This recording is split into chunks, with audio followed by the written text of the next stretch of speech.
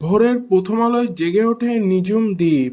নরম বালির উপর সূর্যের সোনালি ছোঁয়া এবং পাথরের আস্তরণ। আর নদীর বুকে ভেসে বেড়ানো পাখিদের ডানা মেলা প্রকৃতি যেন নিজেই এখানে গল্প বলে। ড্রোন শুটের মাধ্যমে চোখে ধরা পড়ে এক অপার সৌন্দর্য। বালির মাঝে দাঁড়িয়ে থাকা বিশাল গাছ, চারদিকে ঘন সবুজ বন আর নদীর নীল জলধারা। এ যেন এক জীবন্ত ক্যানভাস, যেখানে প্রকৃতি নিজেই শিল্পী। নদীর বুকে ভেসে চলা নৌকা, চারদিকে শুধু পানি আর সবুজের সমারোহ। মনে হবে যেন তুমি হারিয়ে গেছো এক নির্জন স্বর্গে। এই দ্বীপের জঙ্গল শুধু গভীরই নয়, জীবন্তও।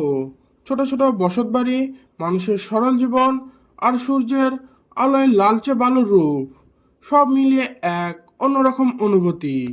নদীর এক পার থেকে অন্য পার, সূর্যের আলোয় লালচে বালুর আবহ যেন ছবির মতো।